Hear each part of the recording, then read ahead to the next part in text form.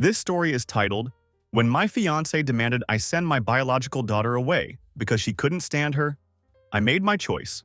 I Picked My Own Soul. Hey everyone, my name is Derek, and I'm 31 years old. I work as an HVAC technician here in Pennsylvania, which provides good money and steady work. It's the kind of job where you can actually support a family without killing yourself, and I've always been grateful for that stability. My daughter Sophie just turned 7, and she's honestly the light of my life. This kid is smart as hell and absolutely loves books. She draws these amazing pictures that I've got covering my fridge like some kind of art gallery. Every single drawing is a masterpiece to me, and I make sure she knows how proud I am of her creativity. Sophie's mom. Claire is a whole other story that I'd rather not get into too deeply. Let's just say Claire had some serious mental health issues that she refused to address.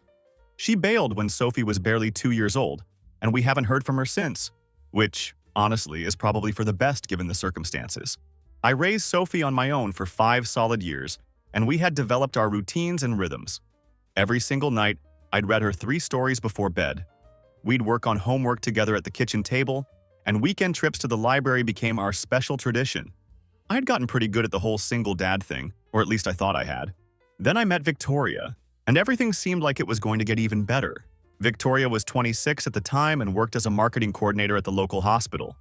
She was beautiful, funny, and seemed to absolutely adore Sophie from day one. I'm talking about bringing her little gifts for no reason, playing dress-up games and teaching her how to braid her hair. All that stuff I had no clue how to do as a single father. Sophie was calling her Vic within a month and constantly asking when she was moving in with us. It felt too good to be true, and I should have trusted that instinct. Spoiler alert, it absolutely was too good to be true. We got married when Sophie was 6 years old. Victoria insisted on having a big ceremony and wanted Sophie as our flower girl. The whole fairy tale wedding experience. At the time, I thought it was sweet how much she wanted to include Sophie in our special day. Looking back, I should have paid more attention to some red flags that were already appearing. Victoria's mom kept making pointed comments about how challenging it must be to raise another woman's child. She'd say things like, "It takes a special person to love someone else's baby," or "Blood is thicker than water, you know." But love makes you stupid, and I was head over heels for Victoria. I brushed off her mother's comments as generational differences or typical mother-in-law boundary issues. Everything seemed absolutely perfect during that first year of marriage. Victoria continued to be wonderful with Sophie, and our little family felt complete and happy. The house was filled with laughter, and I genuinely believed we had found our happily ever after. Then Victoria got pregnant with twins, and initially, she was incredibly excited about giving Sophie siblings. She would talk about how amazing it would be for Sophie to be a big sister and help take care of the babies. Victoria would rub her belly and tell Sophie about all the things they'd do together once the twins arrived. It all seemed so perfect and harmonious. But as the pregnancy progressed, things started changing in subtle ways. At first, it was little things that I tried to rationalize as normal pregnancy stress. Victoria would snap at Sophie for being too loud when she was dealing with morning sickness. She'd get visibly annoyed when Sophie wanted help with homework while Victoria was trying to rest. I figured it was just pregnancy hormones making her more irritable, and I kept telling myself it would get better once the babies were born. The twins, Mason and Owen, were born about 18 months ago. That's when Victoria's true colors really started showing, though it was so subtle at first that I almost missed it entirely. Initially, Victoria's changed behavior was so subtle that I kept making excuses for it. She would be exhausted from the constant night feedings with the twins and would get irritated when Sophie wanted attention during those challenging early months. Fair enough. Twins are incredibly rough on any parent, and I understood that she was overwhelmed and sleep-deprived. But then I started noticing a disturbing pattern in how Victoria talked about our children. She began referring to Mason and Owen as "our boys" when speaking to other people, while Sophie became "your daughter" in those same conversations. It was like she was creating 2 separate categories of children in our household, hers and mine. The social media behavior was another red flag that I initially tried to ignore. Victoria would post countless pictures of the twins on Facebook and Instagram, documenting every milestone and cute moment. But when it came to Sophie, there were barely any photos shared. If Sophie appeared in posts at all, it was usually as background to the twins or in large group family photos where she wasn't the focus. The breaking point that shattered my world came just 3 weeks ago. I came home from work and found Victoria sitting in Sophie's bedroom with a bunch of pamphlets spread across the bed. They were boarding school brochures, and my stomach immediately dropped when I saw what she was looking at. "What's all this?" I asked, trying desperately to keep my voice calm and level. "I've been doing some research," Victoria said without even bothering to look up at me. "There's this amazing school about 2 hours away that specializes in gifted children. Just look at these facilities they have." She was talking about this like it was some casual discussion we'd been having for months. Like she hadn't just completely ambushed me with the idea of shipping my 7-year-old daughter away from her home and family. "Vic, what the hell? We never talked about boarding school for Sophie." "Well, we are now," she replied, and something in her tone made my blood run absolutely cold. "The twins need stability, Derek. They need their father's attention during these crucial developmental years. And Sophie, well, she'd do so much better with kids her own intellectual level." I'll never forget how casually she said those words, like she was discussing what to have for dinner instead of ripping my family apart at the seams. That night, after Sophie went to bed, we had our first real fight about the boarding school situation.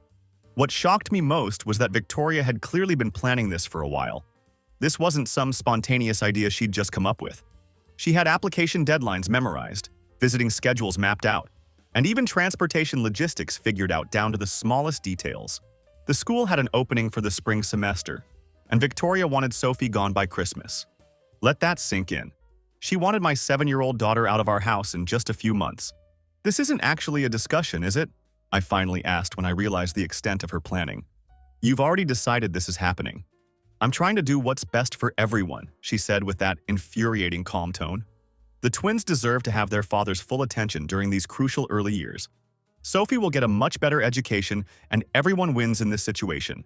"Everyone except Sophie, who loses her home and her family," I shot back. "She'll visit on holidays and summers. It's not like we're abandoning her completely." The way she said it, like Sophie was some inconvenient pet we were rehoming instead of my beloved daughter, that's when I knew with absolute certainty that my marriage was over. There was no coming back from this moment. No way to repair what had just been broken between us. The next few days were tense as hell around our house. Victoria kept bringing up the boarding school like it was a done deal, showing me more brochures and talking about how we needed to start preparing Sophie for this major transition. I played along while my mind was racing, trying to figure out what the hell was really going on in my wife's head. That's when I started paying much closer attention to Victoria's behavior around Sophie versus how she acted with the twins.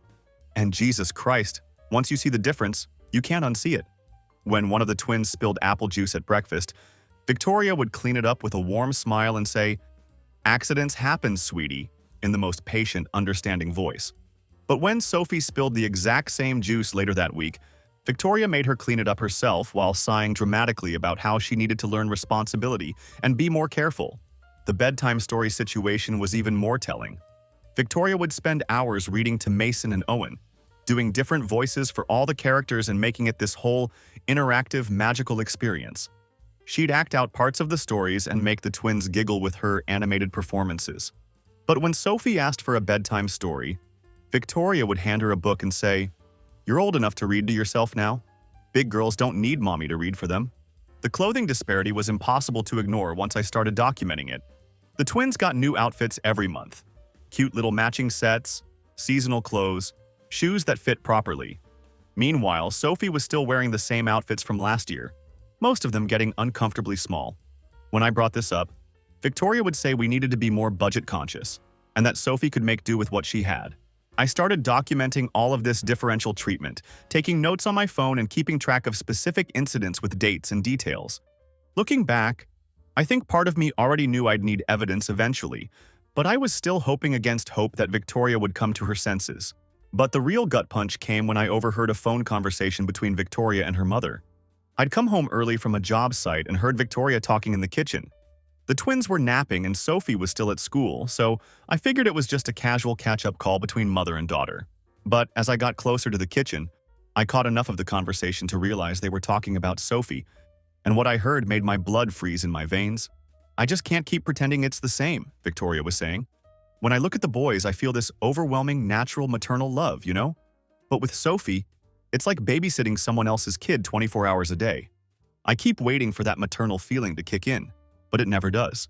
"You tried, honey," her mom's voice came through the phone speaker. "But blood is blood. You can't force something that isn't natural.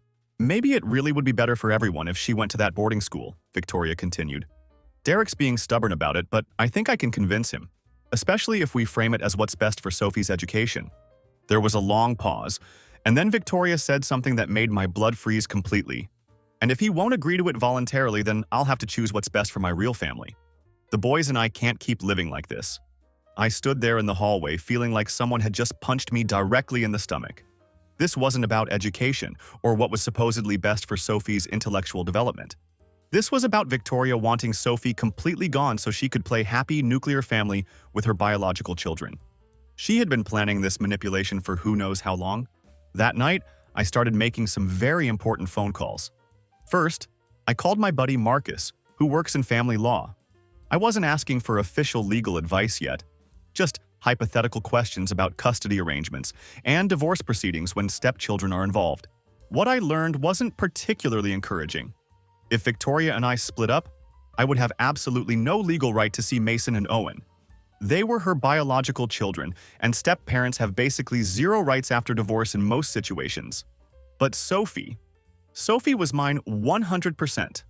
Claire had signed away all parental rights years ago when she disappeared from our lives. No matter what happened between Victoria and me, she couldn't touch my custody of Sophie. Next, I called my sister Lisa, who's been a teacher for over a decade. I needed to know if there were any legitimate educational reasons to consider boarding school for a 7-year-old child, or if Victoria's plan was as insane as it seemed to me. Derek, absolutely not, Lisa said immediately when I explained the situation. Sophie's doing great in school, right? Her grades are good, she's social, no behavioral issues that you've mentioned? Right, she's thriving where she is. Then there's literally no reason to disrupt her life like that unless there are serious problems at home, Lisa continued. And by serious problems, I mean things that make the home environment unsafe or unstable for the child. Problems at home. Yeah, there were definitely problems at home, but they weren't coming from Sophie. They were coming from my wife, who had apparently decided that my daughter was an obstacle to her perfect family vision. That weekend, I took Sophie to visit my parents while Victoria stayed home with the twins. During the drive, I asked Sophie some careful questions about how things were going at home, trying to gauge whether she had picked up on the tension and differential treatment. "Do you like living with Vic and the twins?" I asked. "Yeah, I guess," she said, but she was staring out the window instead of looking at me. "But Vic gets tired a lot, though. She says the twins need quiet time and I'm too loud sometimes. Do you feel happy at home, kiddo?" Sophie was quiet for a really long time, and then she said something that absolutely broke my heart into pieces. "Daddy, am I going to have to go away to school?" My heart just shattered. "What makes you think that, sweetheart?" I heard Vic talking to Grandma Susan about schools where kids live there instead of at home. And sometimes Vic looks at me like she's mad at me, but I don't know what I did wrong. I had to pull over at a gas station because I couldn't drive safely anymore. My hands were shaking with pure rage. This woman was making my daughter feel unwanted and insecure in her own home. And now Sophie was afraid of being sent away like some unwanted burden.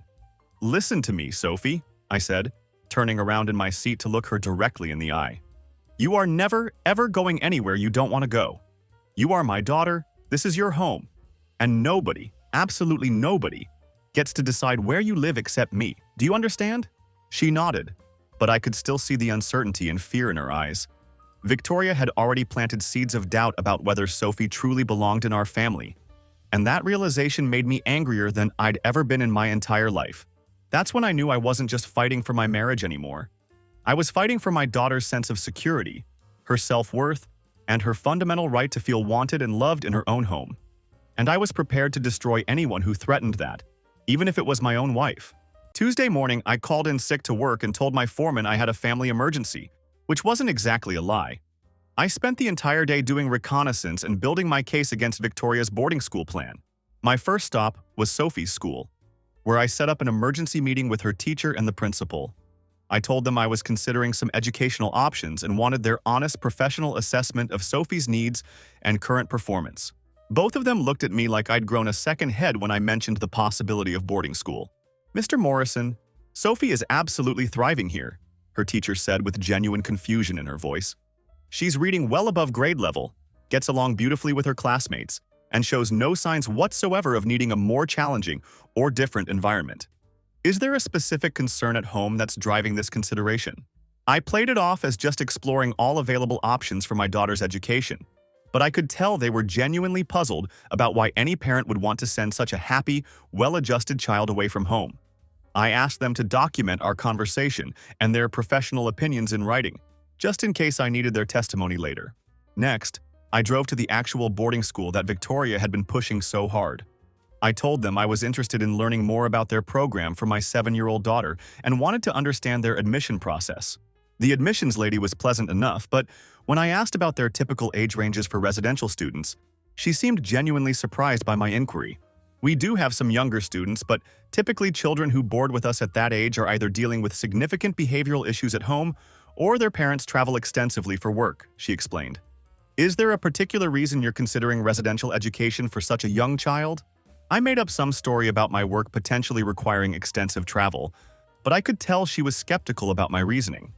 More importantly, she mentioned that they require extensive documentation about why a young child needs residential placement, including recommendations from teachers and sometimes even social workers.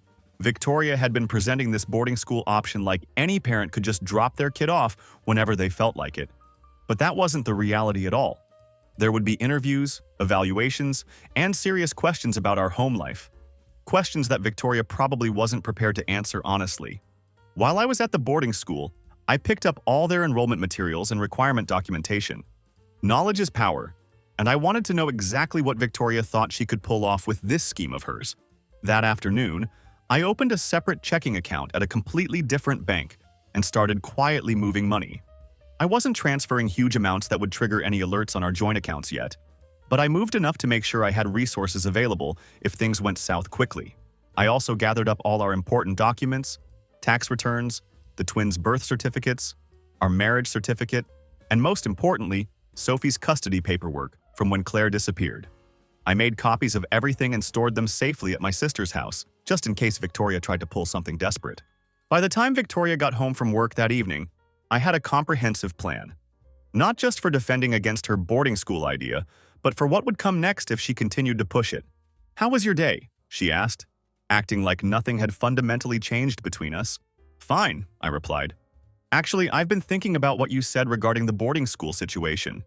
Her face immediately lit up with excitement. "Really?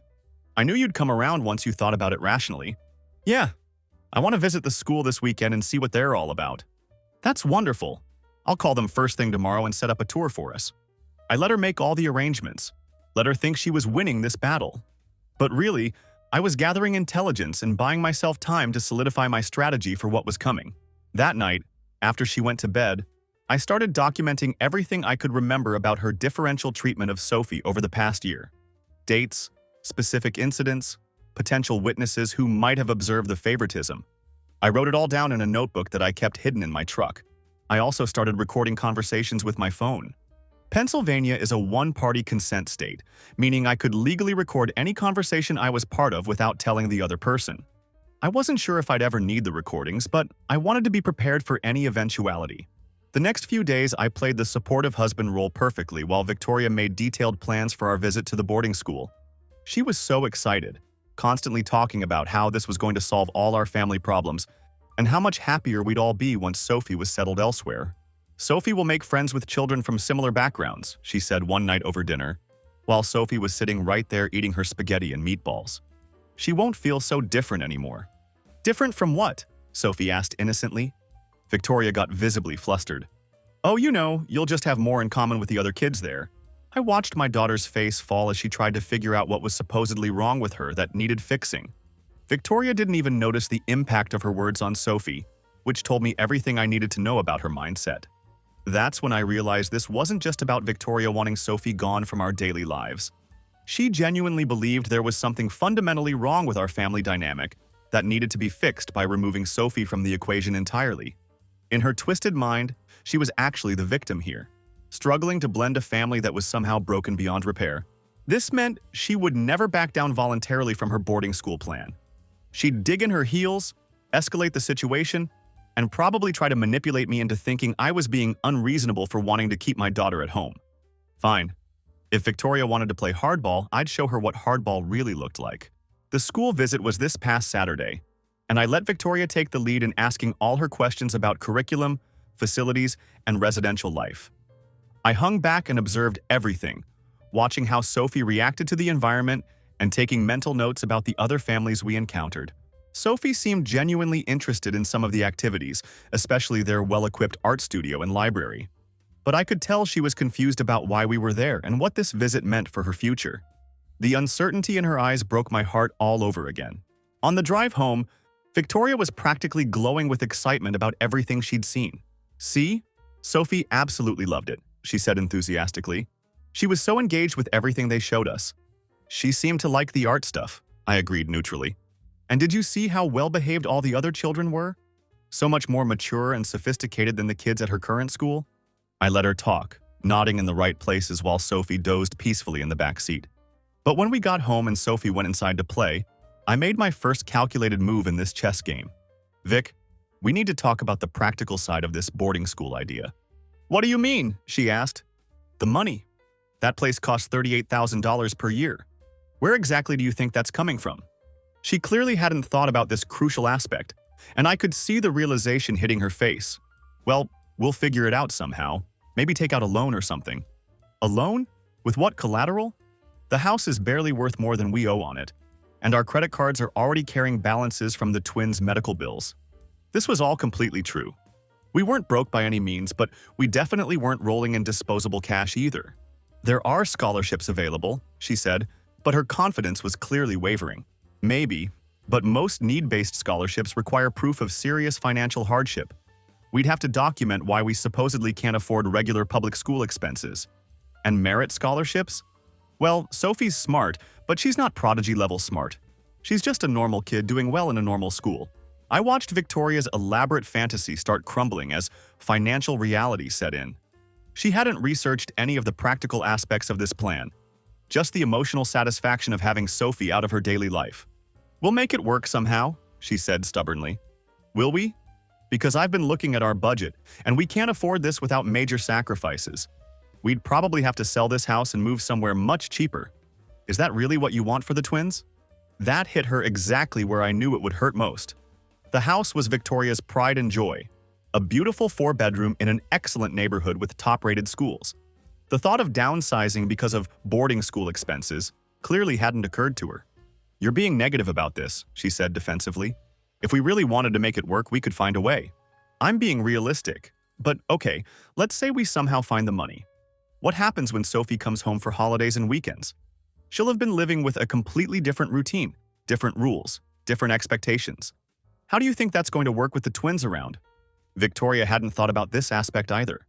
In her fantasy, Sophie would just disappear during the week and reappear occasionally as a polite, well-behaved visitor who wouldn't disrupt their household rhythm. "She'll adjust," Victoria said, but she didn't sound nearly as sure anymore. That night, I made my second strategic move. I called my buddy Marcus and officially asked for legal advice about my situation. "Marcus, I need to know what my options are if Victoria keeps pushing this boarding school thing." Honestly, Derek, as Sophie's biological father with full custody, Victoria can't make decisions about her education without your consent. If you say no to boarding school, that's the end of it legally. But what if Victoria threatens to leave with the twins if I don't agree?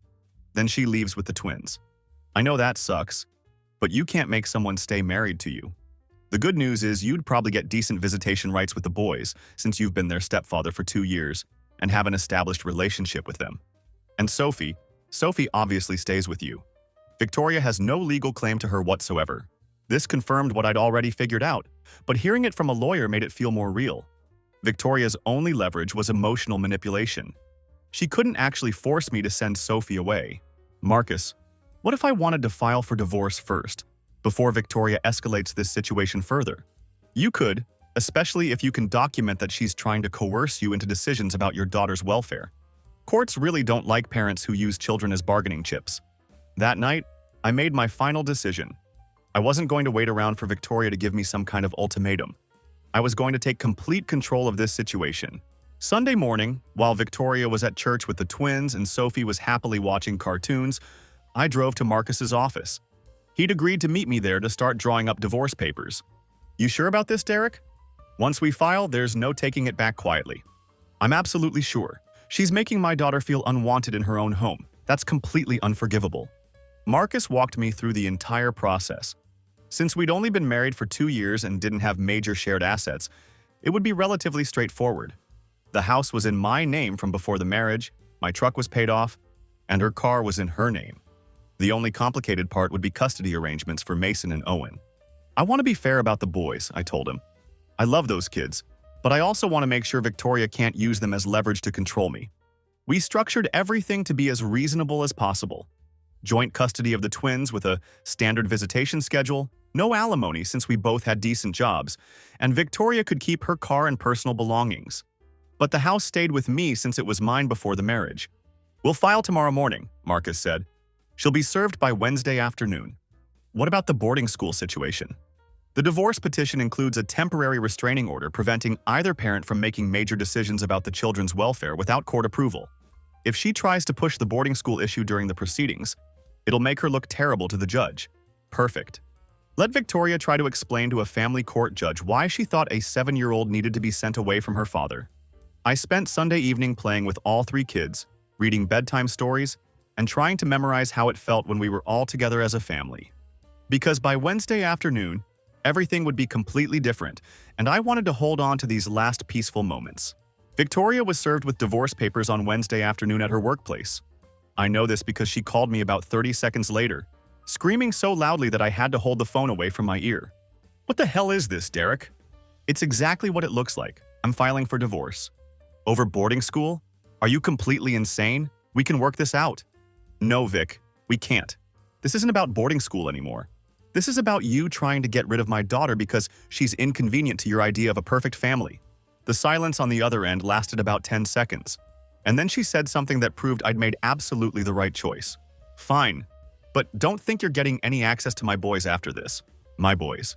Not our boys, not the twins. My boys, like Mason and Owen, were possessions instead of children who'd been calling me daddy for 2 years. The court will decide that, I said and hung up. That evening was incredibly tense. Victoria came home late, after I'd already fed all the kids and put them to bed.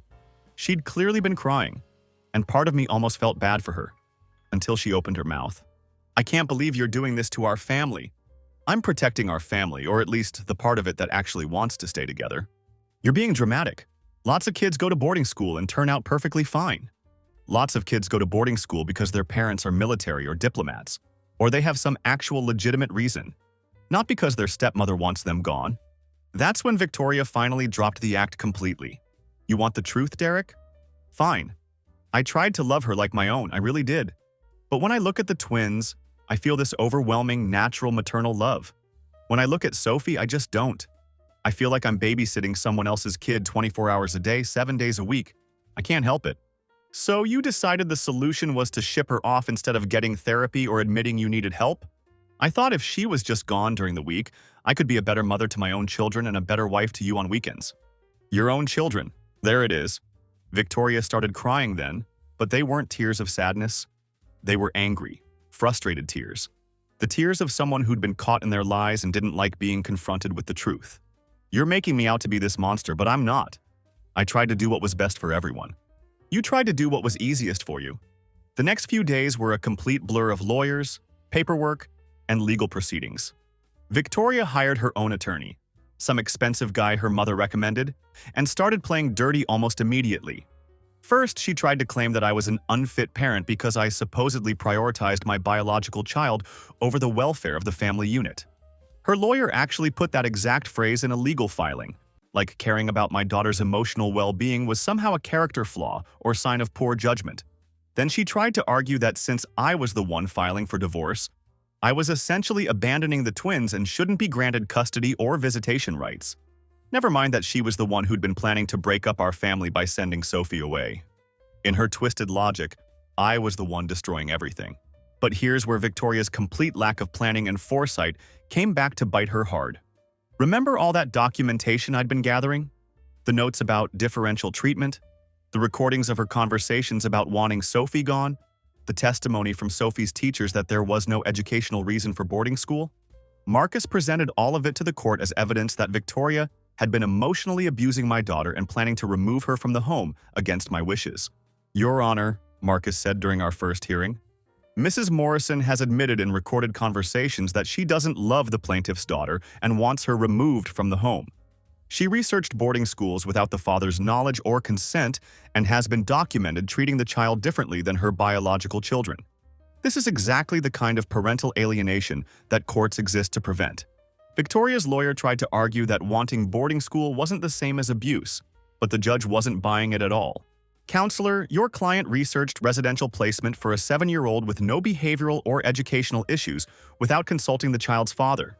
She then tried to coerce his agreement by threatening to leave with her biological children. This court takes a very dim view of parents who use children as leverage in marital disputes. The temporary custody order gave me primary custody of Sophie, obviously, and split custody of the twins 60-40 in my favor until the final hearing. Victoria completely lost her composure when she heard that decision. But the real nuclear bomb dropped the next week when my sister Lisa called me with some devastating information. Derek, you need to know something. I ran into Victoria's friend Nicole at the grocery store yesterday. Nicole was Victoria's closest friend from work, someone who'd been to our house for dinner parties and knew our entire family situation intimately.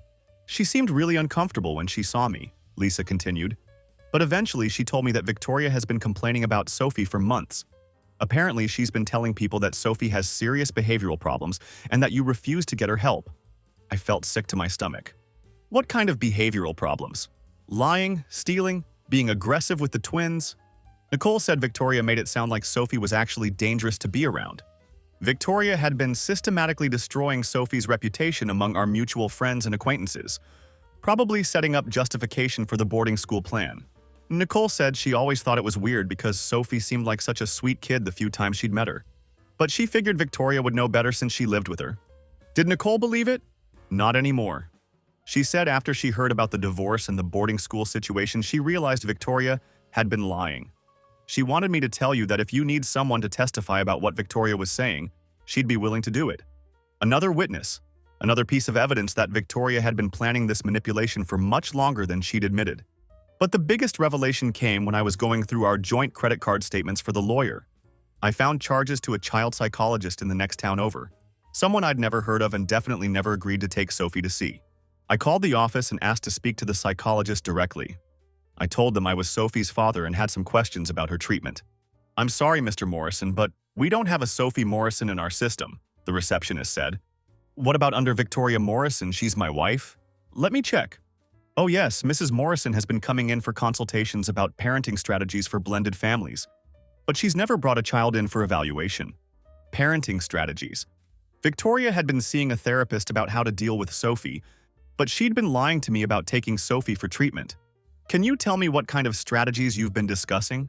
"I'm sorry, I can't share specifics due to confidentiality, but I can tell you that Mrs. Morrison has been very concerned about establishing appropriate boundaries with her stepchild." Boundaries. Like shipping the kid off to boarding school. When I told Marcus about this discovery, he actually smiled. The first time I'd seen him smile during this entire nightmare process. "Derek, this is huge. She's been building a paper trail to justify removing Sophie, but she never actually had Sophie evaluated by a professional. If there were real behavioral issues, any competent therapist would have insisted on seeing the child. The fact that she was only getting parenting strategies shows this was about her discomfort, not Sophie's needs.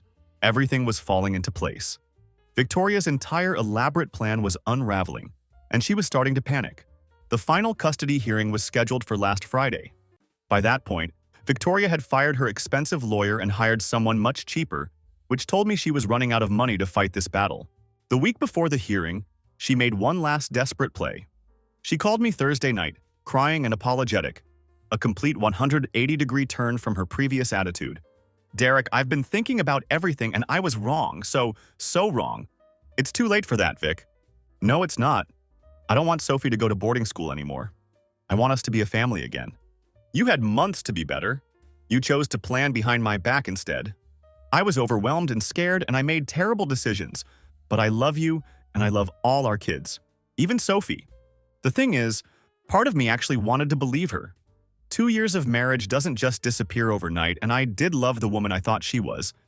But then I remembered Sophie asking me if she was going to be sent away, and my resolve hardened completely. If you really love Sophie, you'll make this divorce as easy as possible and focus on being a good co-parent to the twins. Please, Derek, I'm begging you. Don't destroy our family over this. I'm not destroying anything.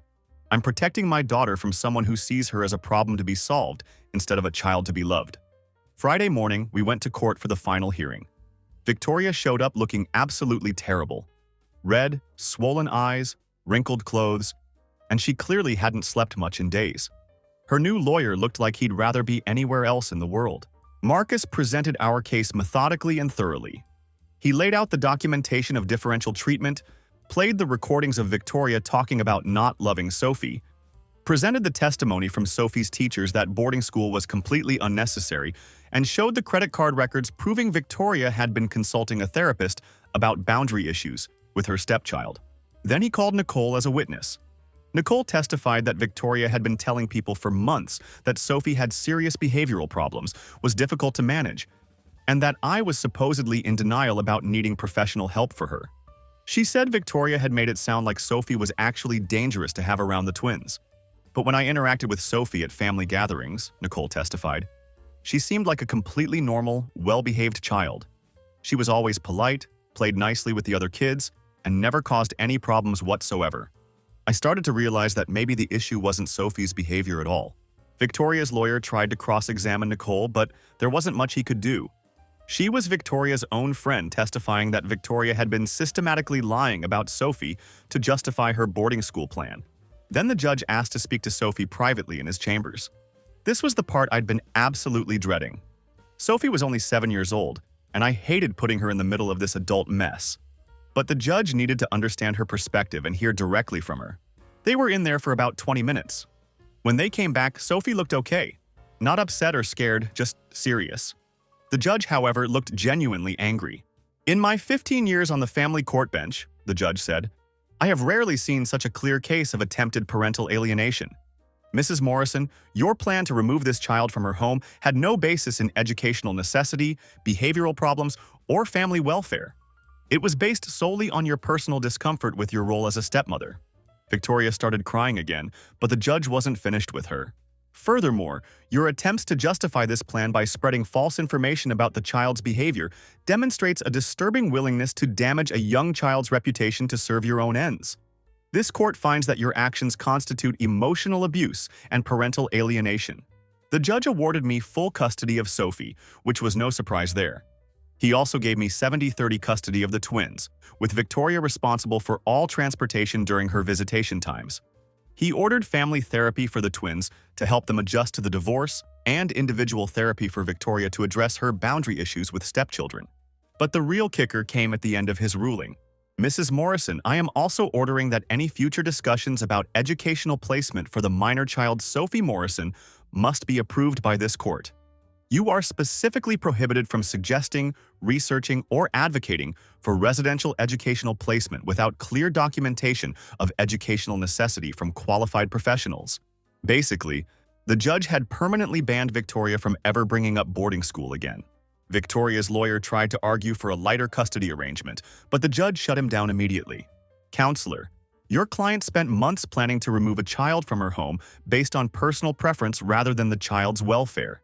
She then attempted to coerce the father's agreement through threats of marital dissolution. This court cannot and will not reward such behavior with generous custody arrangements." When we walked out of the courthouse, Victoria was sobbing uncontrollably in the hallway. Her mother was there, shooting me dirty looks like this entire situation was somehow my fault instead of the direct consequence of Victoria's actions. Marcus shook my hand firmly and said, "Derek, I've never seen a family court judge that angry at a parent's behavior. You absolutely made the right choice. It's been 6 months since the divorce was finalized, and life is better than I ever imagined it could be. I honestly can't believe I once thought staying married to Victoria was the right choice for anyone involved. Sophie is absolutely thriving in ways I didn't even realize she wasn't before. Her grades have improved significantly, she's made several new friends at school, and she joined the art club where she recently won a local drawing contest. Most importantly, she's not walking on eggshells in her own home anymore. No more constantly asking if she's being too loud, or feeling like she has to earn her place in the family. She knows with absolute certainty that she's wanted and loved unconditionally. The custody arrangement with the twins is working better than I ever expected it would. Victoria brings Mason and Owen over every other weekend and one evening during the week. The visits were incredibly awkward initially, but kids adapt to new situations much faster than adults do. The twins absolutely adore Sophie, always calling her big sister and getting genuinely excited every time they see her. She's amazing with them, patient, caring, and always willing to play whatever game they're currently obsessed with. Watching the three of them together, you'd never know they didn't share the same biological parents. Victoria, on the other hand, is struggling significantly. 3 months ago, she called me crying because she'd been fired from the hospital for what they termed interpersonal conflicts with colleagues. She begged me for a job reference, but I flatly refused. I can't in good conscience recommend someone who's willing to emotionally abuse children to get what they want. 2 months ago, she wanted to increase her custody time because she was feeling lonely and isolated. I asked her directly whether this request was based on what's best for the boys, or just her having trouble adjusting to the consequences of her choices. She couldn't give me a straight answer, but last month was the real kicker. Victoria actually proposed that we remarry for what she called practical reasons. I literally laughed out loud when she suggested it. The boys need a stable home, she argued, and I could do better with Sophie now. I've been going to therapy like the court ordered. We were never good together, I replied. I just didn't realize exactly how bad it was until you tried to get rid of my daughter. That's when I told her about something I'd found in Sophie's backpack a few weeks after the divorce was final. It was a handwritten list in my 7-year-old's careful printing, her desperate attempts to earn Victoria's approval and avoid being sent away. The list included things like be quieter, help more with babies, don't ask for homework help, and at the very bottom, maybe if I'm really good, Vic won't send me away. You didn't make mistakes, I continued. You made deliberate choices. You chose to see Sophie as an obstacle to overcome, instead of a child who needed love and acceptance. Victoria thought I'd eventually realize how difficult single parenting was, and come crawling back to her, begging for another chance. But the truth is, I was already essentially a single parent during our marriage. I was doing all the emotional labor for Sophie, while Victoria focused exclusively on the twins and her vision of a perfect nuclear family. I've started dating Elena, who's a teacher at Sophie's school. She understands completely that my daughter comes first in my life, and she respects that priority instead of resenting it. When Sophie asked me if Elena would be her new mom someday, she added something that both broke my heart and put it back together again. I like her, Daddy. She doesn't make me feel like I have to be quiet all the time. That single comment crystallized everything that had been wrong with our family dynamic when Victoria was around. Sophie had been constantly suppressing her natural personality and childhood energy to avoid triggering Victoria's irritation. Victoria forced me to choose between my wife and my daughter, and I chose my daughter every single time. I would make that same choice again without a moment's hesitation if I had to. Victoria got exactly what she said she wanted, a family without Sophie in it. I sincerely hope it was worth destroying everything we'd built together. As for me, I've got my daughter, partial custody of 2 boys I genuinely love, and a woman who understands that family means showing up consistently and choosing to love the people who depend on you. Sophie's never going to boarding school, and she's never going to wonder again whether she's truly wanted in her own home. That's a promise I'll keep forever. Looking back, I realized that Victoria's boarding school plan was never really about education or Sophie's supposed needs. It was about Victoria's inability to accept that loving a stepchild requires the same commitment and effort as loving a biological child. She wanted the convenience of a ready-made family without the emotional work of actually building those relationships. The saddest part is that Sophie would have loved Victoria unconditionally if she'd been given the chance. Children are incredibly resilient and forgiving when adults make genuine efforts to connect with them. But Victoria was too focused on what she wasn't feeling naturally to put in the work that would have created those bonds over time. I'm grateful every day that I found the strength to fight for my daughter when it mattered most. Sophie deserves a home where she's celebrated, not merely tolerated. And now she has exactly that.